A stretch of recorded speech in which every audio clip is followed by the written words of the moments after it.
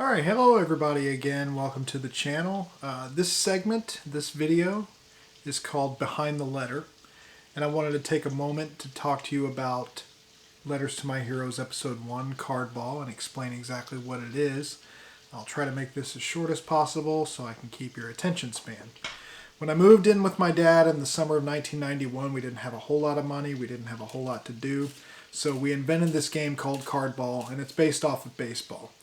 Each card has a baseball outcome represented on it.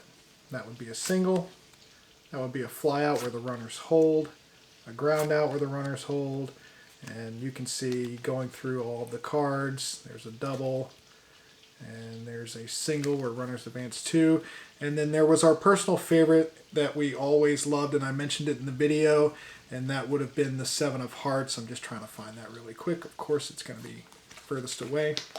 The Seven of Hearts.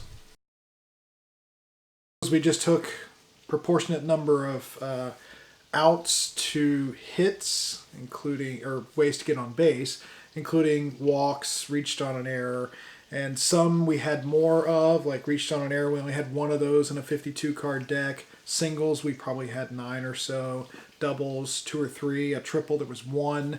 We had maybe 10 strikeouts. Basically what we did was we took more outs than hits, because typically in an inning you have more chances to be put out than you do to get a hit or get on base. So I kind of made it like 28, 24 outs to hits. And I went back and I recreated a deck and I played a game. Basically what you do is you flip over cards one at a time. So that would have been a sac fly, so that's an out. If there's no runners on base, it's just a regular out. This would have been a ground out where the runners hold. No runners, obviously there's nothing to do. And then this would have been a strikeout, as you can see. So that would have been one inning. Then we'd take those cards that we just used and we'd shuffle them back into the deck. So there's always 52 cards to choose from.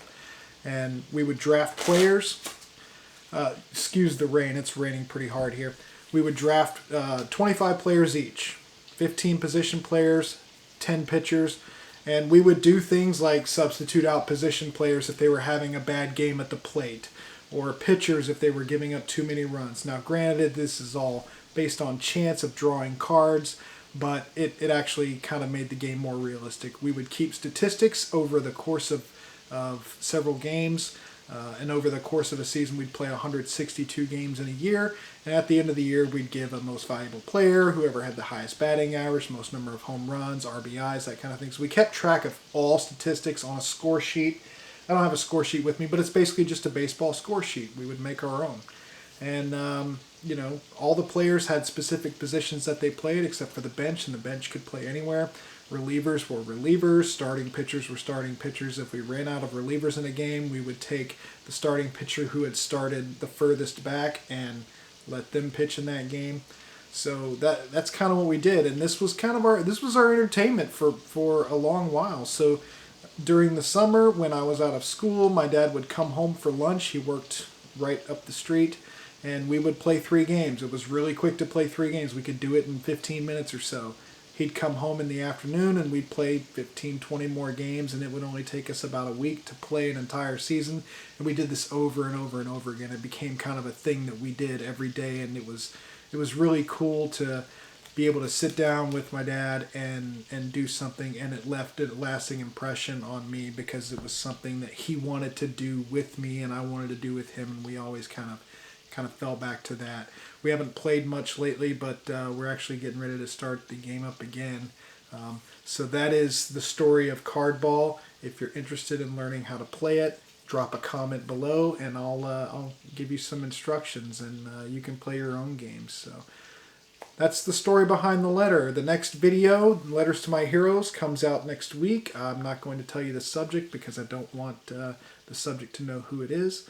But I appreciate all of you that have watched the video. I'd appreciate any that watch, subscribe, put a like in there. It does help. It actually helps move me up in the algorithm so that more people get exposed to these letters, and we can have more people watching, and maybe, you know, a few more people taking a closer look at themselves to see what it is they're grateful for from their past. So thanks for watching, and make sure you like and subscribe and leave a comment.